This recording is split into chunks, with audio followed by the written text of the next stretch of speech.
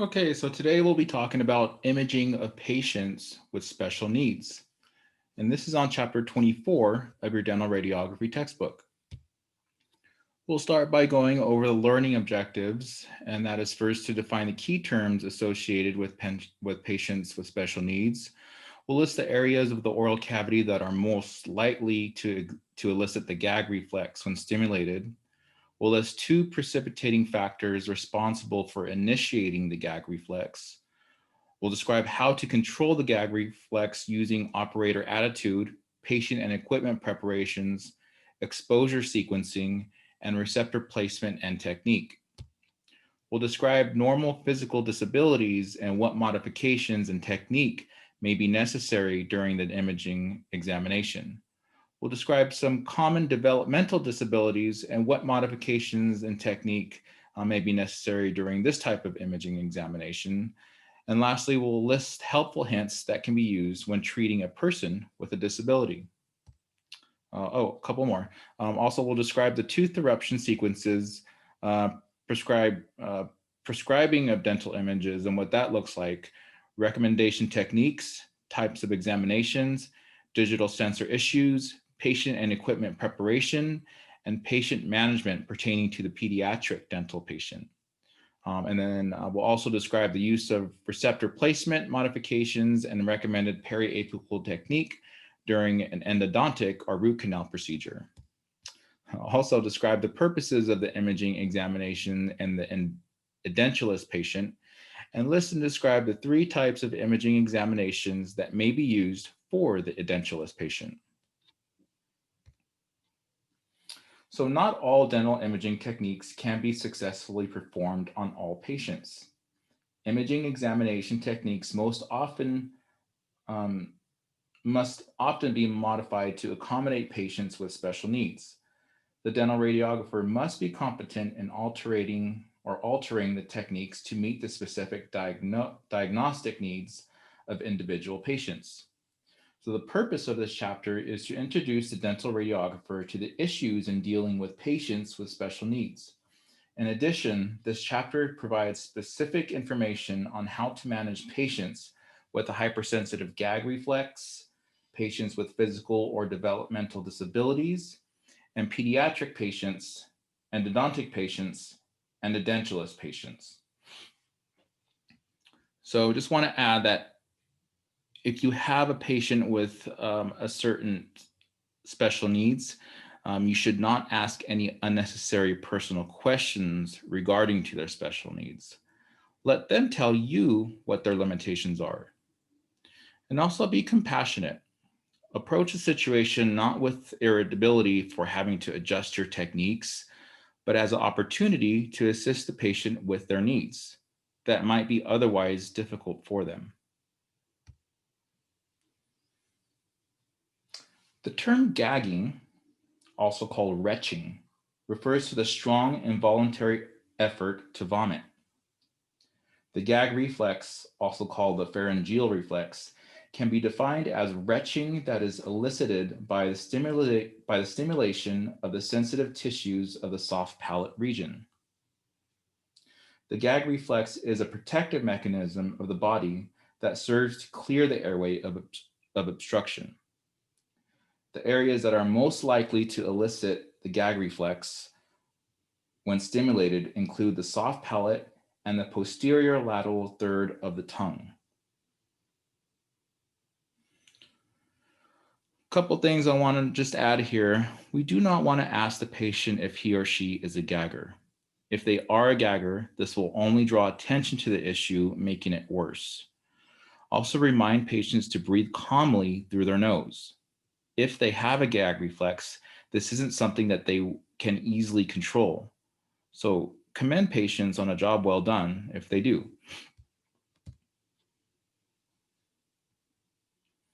Precipitating factors for the initiation of the gag reflex include psychogenic stimuli, which is stimuli originating in the mind, and tactile stimuli, which is stimuli originating from touch. To suppress the gag reflex, the dental radiographer must eliminate or lessen these precipitating factors. So don't remind them of their gag reflexes and don't unnecessarily stimulate common gag reflex areas. Patient management often includes operator attitude, patient and equipment preparations, exposure sequencing, and receptor placement and technique. To effectively manage the patient with a hypersensitive gag reflex, the dental radiographer must be aware of and manage these issues. So to prevent the gag reflex, the dental radiographer must convey a confident attitude. The patient must be confident of the radiographer's ability to perform imaging procedures and must be sure that the receptor will not slip and lodge in the throat. If the dental radiographer does not appear to be in complete control of the procedures, the patient interprets this as a lack of confidence. This lack of confidence may act as a psychogenic stimulus and elicit the gag reflex. In addition, the dental radiographer must also convey patience, tolerance, and understanding. Every effort should be made to relax and reassure the patient with the hypersensitive gag reflex. It may be embarrassing for the patient with the gag reflex to proceed with imaging procedures, making the patient more uncomfortable in the dental setting. The dental radiographer should explain the imaging procedures about to be performed and then compliment the patient as each exposure is completed. As the patient becomes more comfortable with the imaging procedures, he or she becomes more confident and, as a result, less likely to gag.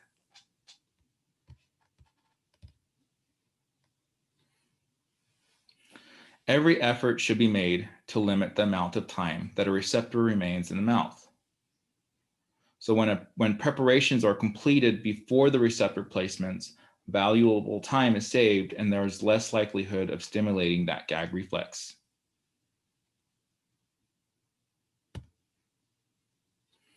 Exposure sequencing plays an important role in preventing the gag reflex. Anterior receptors are easier for the patient to tolerate and less likely to elicit the gag reflex. With posterior receptor placements, the dental radiographer should always expose a premolar receptor before the molar receptor. Of all the receptor placements, the maxillary molar receptor is the most likely to elicit the gag reflex. So when dealing with a patient with a hypersensitive gag reflex, the exposure sequence should be altered so that the maxillary molar exposures are exposed last. Receptor placement and technique.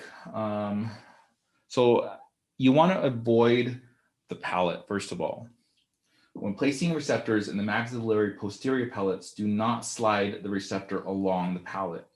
Sliding the receptor along the palate stimulates this sensitive area and causes that gag reflex.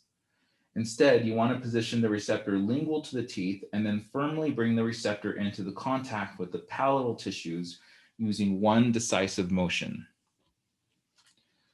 Then we want to demonstrate the receptor placement to the patient.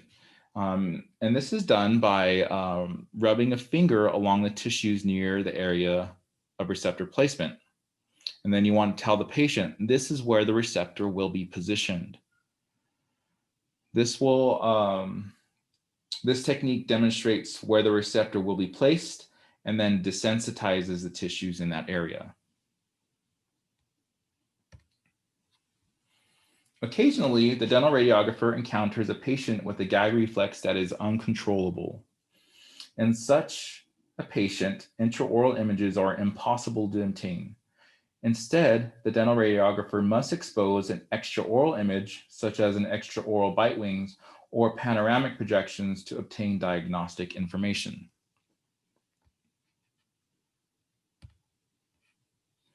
So some helpful hints that you want to remember.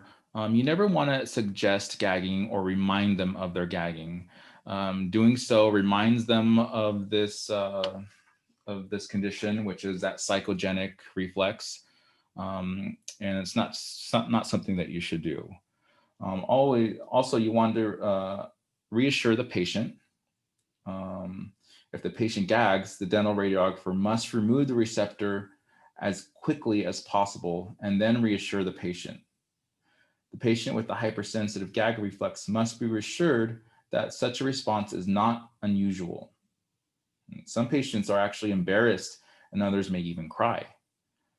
The dental radiographer must always maintain control of the situation while remaining calm and understanding. Also, you want to suggest deep breathing. Instruct the patient to breathe deeply through their nose during the receptor placement and exposure. The breathing should be audible and the radiographer should demonstrate it to the patient. As previously stated, the respiration must cease for the gag reflex to occur. Therefore, if the patient is breathing, the gag reflex cannot occur. Also, try to distract the patient. We can do so by asking them to position a leg or arm in the air, or close the thumb in one hand and make a fist and squeeze tightly, or hum a song. It is difficult to hum a song and gag at the same time. These acts help divert the patient's attention and lessen the likelihood of the gag reflex being elicited. Also, try to reduce tactile stimuli. So we want to do this by a couple of tricks that we can use for this is to give the patient a cup of ice water to drink, or even I've done this in the past, is you can sprinkle a small amount of salt, like ordinary table salt, on the tip of the tongue. These techniques help confuse the secondary nerve endings and lessen the likelihood of the gag reflex being stimulated. In really extreme cases, you can use a topical anesthetic. A topical anesthetic spray is better than a gel in this type of scenario. The spray is used to numb the areas that elicit the gag reflex, and the dental radiographer should instruct the patient to exhale while the anesthetic is sprayed on the soft palate and posterior tongue.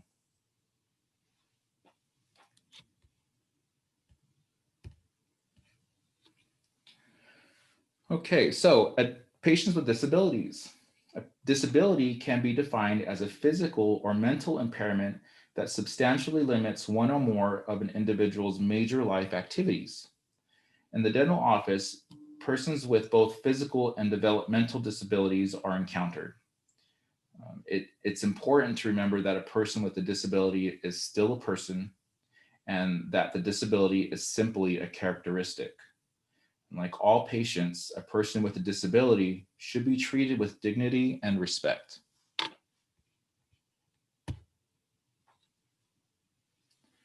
If a person is blind or visually impaired, the dental radiographer must communicate using clear verbal explanations. The radiographer must keep the patient informed of what is being done and explain each step of the procedure before performing it. In addition, you must inform the patient when leaving the area. You should never gesture to another person in the presence of a person who is blind. A person who is blind is sensitive to this type of communication and may perceive this as the dental radiographer talking behind his or her back. So if you, for example, wave your hand for someone to come and help you, they can actually sense the wind movements from your hand. Since they don't have any the sensitivity, or excuse me, the ability to see other sensitivities are more heightened, especially tactile sensitivity. With regard to a person who is deaf or hearing impaired, here you have several options. You can ask the patient how they prefer to communicate, and may ask the caregiver to act as an interpreter using gestures or sign language. Or you can use written instructions, and even if the patient can read lips, you should face the patient and speak clearly and slowly. Also remember, a face mask should not be used during the treatment of a patient with hearing impairment. This is kind of a sticky topic, especially during the pandemic. Normally, when you're working with a hearing impaired person, a lot of the times they can see your lips moving, and you normally would take your mask off in this situation. However, with the pandemic now, this is something that we just don't do. We don't take our masks off, especially in front of a patient.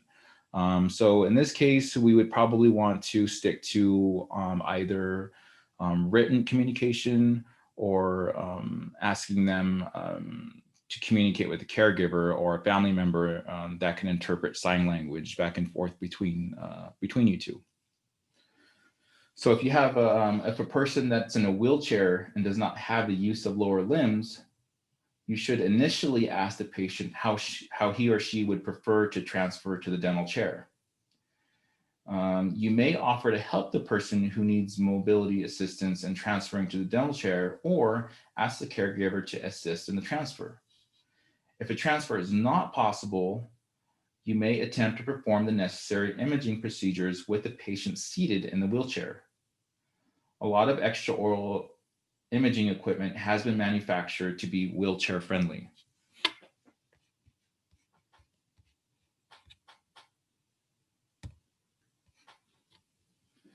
A developmental disability is a substantial impairment of mental or physical functioning that occurs before the age of 22 and is of indefinite duration. A person with a developmental disability may have problems with coordination or with comprehension of instructions. So as a result, the dental radiographer may experience difficulties in obtaining intraoral images. And it's important that the dental radiographer recognizes situations in which the patient cannot tolerate intraoral exposures. In such cases, no intraoral exposure should be exposed.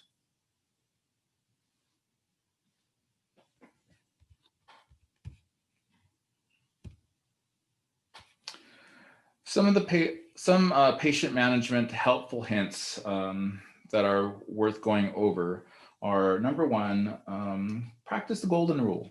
Okay, treat patients as you would like to be treated. Also, don't ask personal questions about a disability. Personal questions about a patient's disability are inappropriate in the dental setting. Also, think before you speak. Always use people first language when talking to a person with a disability. For example, don't refer to a blind person. Instead, you can refer to a person who is blind. Also, don't refer to someone as wheelchair bound. Instead, you want to refer to them as a person who uses a wheelchair, or a person who needs mobility assistance. Also, you want to ask before assisting a person with a disability. The fact that a patient has a disability does not mean help or assistance is always welcomed or needed.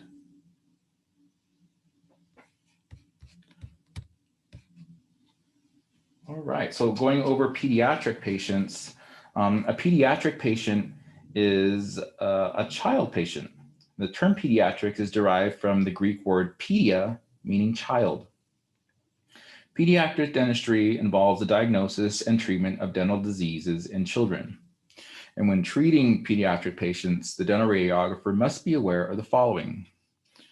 They must be aware of tooth eruption sequences, prescribing of dental images, recommended techniques, types of examinations, issues with the digital sensors, patient and equipment preparation, as well as patient management.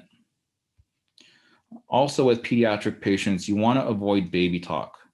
This runs the risk of making you their equal, which inhibits them from doing what you say or ask. And always use positive reinforcement with children. Also, you want to commend them on a job well done. Even if they didn't do such a good job, the fact that you're commending them on a job well done will make them want to do better next time. Also, you need to move quickly with pediatric patients. As we all know, children cannot stay still for very long. So everything in the room has to be ready. And then also you're going to have to always remind the children to remain still. This isn't something that they know or like adults, as adults, when you go in to take x-rays, it's sort of a known thing that you need to remain still. With children, they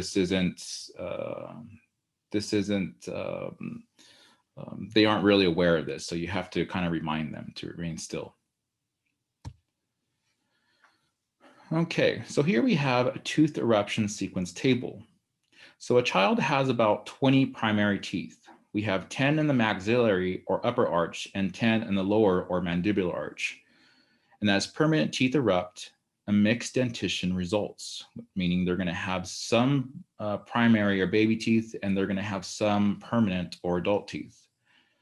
This table shows a typical age at eruption of permanent teeth. So you will want to memorize this, because I guarantee that a parent will ask you at what age they can expect certain teeth to erupt while you're in the x-ray room. And as someone working on someone else's child, you don't want to appear uninformed here.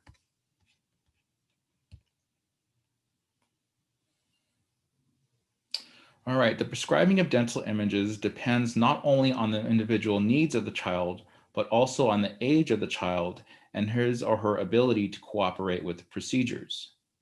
An imaging examination that includes all of the tooth-bearing areas is recommended at the early mixed dentition stage after the permanent tooth has erupted.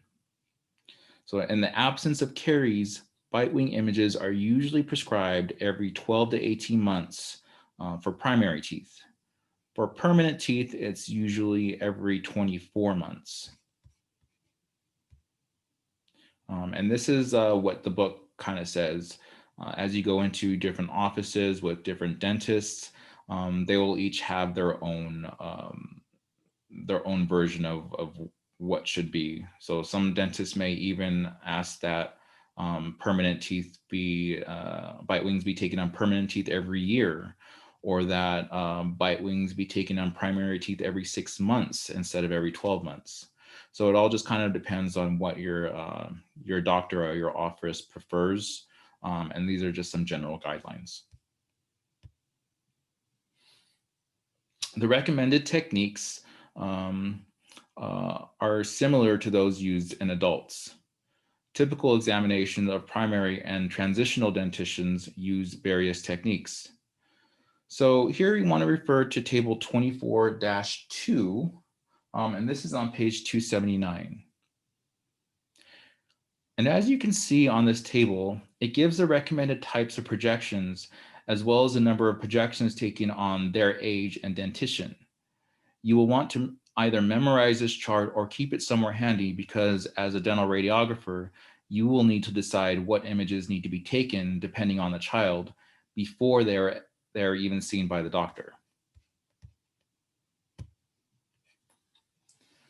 So when a pediatric patient is first treated in the dental office and does not have any previous dental images, it is necessary to obtain a baseline series of images that show all teeth-bearing areas. These images are prescribed based on the individual needs of the child and can include the following. So first we have our 4-image series, which includes 1 anterior occlusal of the maxillary arch, 1 anterior occlusal of the mandibular arch, and 2 posterior bite wings, 1 on the right side and 1 on the left side. An 8-image series includes 1 anterior periapical X-ray on the maxillary, 1 anterior periapical X-ray on the mandibular, 2 posterior periapical X-rays, right and left, which are on the upper teeth, and 2 posterior periapicals, right and left, which are on the lower teeth. Also, 2 posterior bite wings, right and left. In a 12-image series, you'll have 1 incisor periapical of the maxillary, 1 incisor periapical of the mandibular, 2 canine periapicals of the maxillary left and right, 2 canine periapical mandibulars of the left and right, 2 posterior periapicals, 2 posterior periapicals of the maxillary, 2 posterior periapicals of the mandibular, and 2 posterior bite wings. A 16 image series will include 2 incisor periapicals, one in the lower and one in the upper teeth, a total of 4 canine periapicals for each canine in the mouth, and then 4 premolar periapicals for the maxillary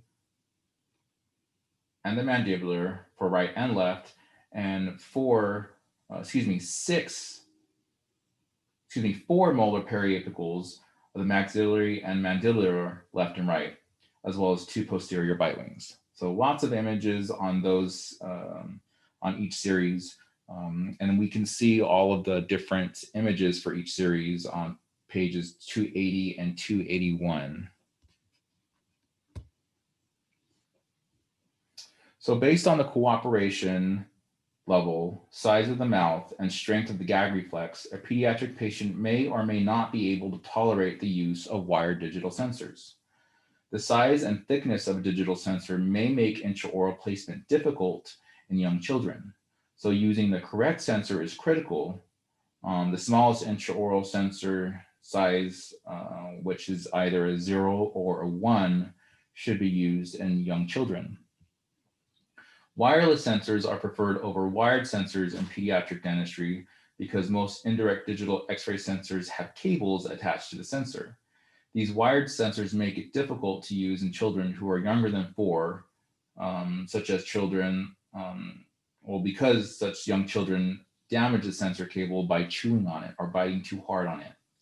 So as an alternative to digital sensors, less bulky phosphor or PSP sensors may be used in young children. Just to note that these sensors can be easily damaged by biting or bending. So just kind of be careful if you're going to use these type of sensors with children. All right, patient and equipment preparations. So for a pediatric patient, special attention must be devoted to 1, explanation of the procedure, the lead apron size, exposure factors, and reception size. So the imaging procedure should be explained to the patient in a language he or she can understand. Also, the lead apron and thyroid must be in place before taking any type of exposures. And the MAs and KDPs must be lowered for the children, just because they don't need as much exposure due to their size. Also, the receptor size will have to be altered according to their individual needs. Some helpful hints for patient management include the following. So first, you want to be confident. Most children react favorably to the authority of a confident and capable operator. So you must secure the child's confidence, trust, and cooperation. In addition, you must be patient and not rush the imaging procedures. Also do a show and tell.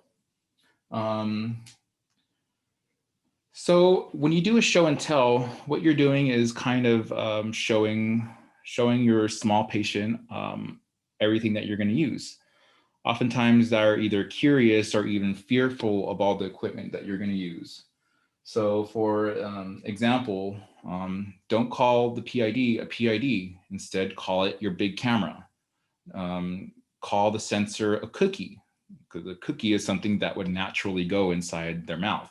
A sensor is something that would not go inside their mouth. So just kind of give certain names to things, and then let them touch them. Let them feel that there's no sharp edges. Let them feel how soft the gloves are, things like that. Also reassure the patient. The typical child has a fear of the unknown.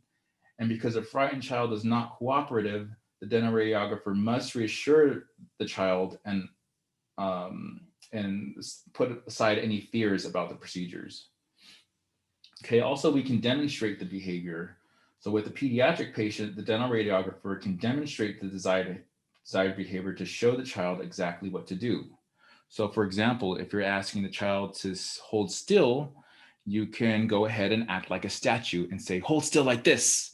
And then that's something that they can mimic.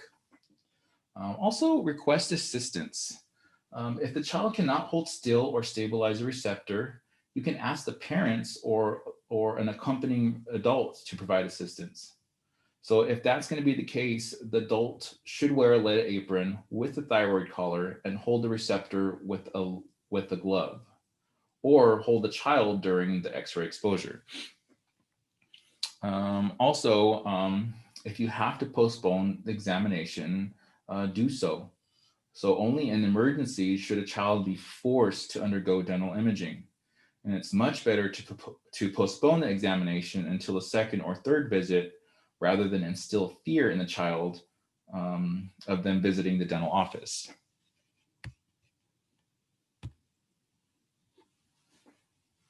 For endodontic patients, the term endodontic is derived from two Greek words, endon, which means within, and odontos, meaning tooth. And endodontics is a branch of dentistry concerned with the diagnosis and treatment of diseases of the dental pulp within the tooth. And the dental image is indispensable during root canal treatment procedures and essential for diagnosing and managing pulpal problems. So during the root canal procedures, a series of exposures are typically obtained of the same tooth, and these exposures are used to evaluate the tooth before, during, and after replacement and after treatment.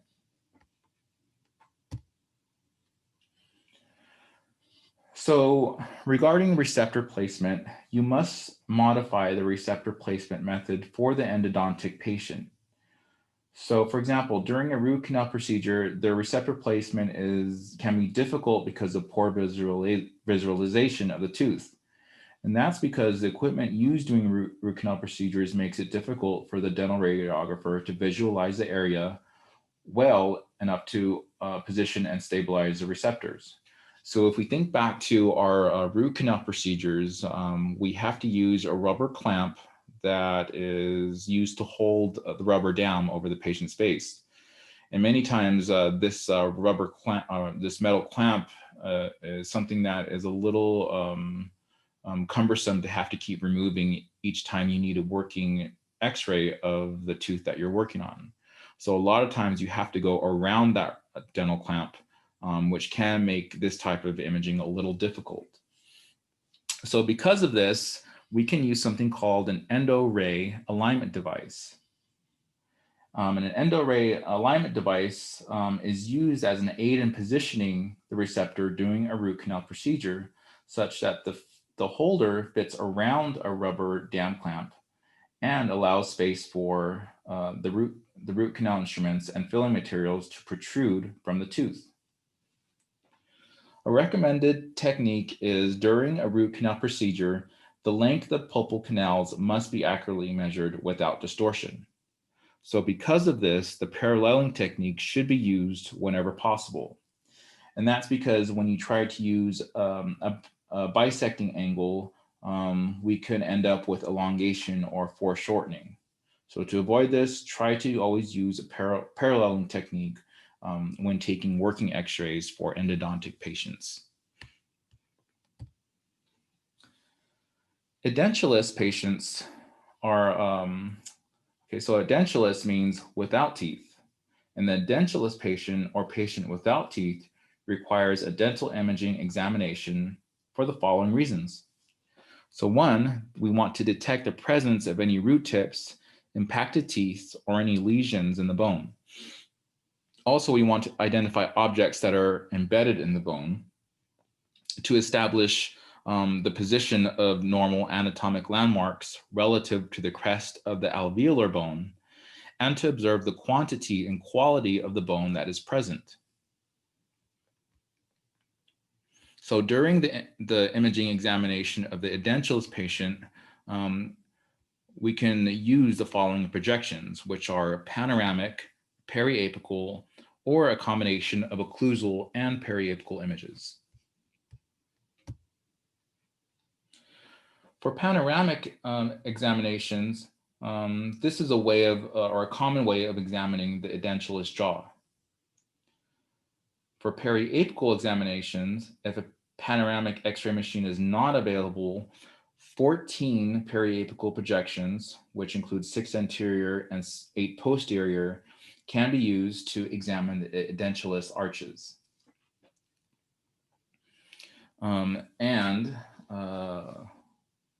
Let's see, some practitioners prefer to use both occlusal and periapical projections to examine the edentulous patient. The combined occlusal and periapical examination consists of about 6 total exposures. So this is one maxillary topographic occlusal projection using a size 4 receptor, one mandibular cross-sectional occlusional projector using a size 4 receptor, and 4 standard molar periapical exposures using a size 2 receptor. And for partially edentulous patients, cotton rolls may be used in the paralleling technique, to stabilize the bite block on both sides. So this is just an example of what a edentulous patient would look like in a panoramic X-ray. And you can notice over here, down here, we have the body of the ramus. So we can see the quality and the size of the bone. And we would want to see areas of the bone. For example, if we are in a prosthetic or prosthodontist setting, where we are going to be fabricating dentures for the patient, or in some cases, we will be inserting implants into the bone if the bone is healthy enough. And these implants can be used to secure the denture into the bone. Okay, and this will create a fixed denture situation that will make chewing easier for the patient. Okay, and this is just an example of how to take a bisecting angle for the ridge of the bone for an edentulous patient. And you can see here the central ray is directed perpendicular to the imaginary bisector, and approximately 1/3 of the receptor should extend beyond the edentulous ridge. Okay, that's all I have for this chapter. If you have any questions, feel free to email me, or of course, we can discuss this in class.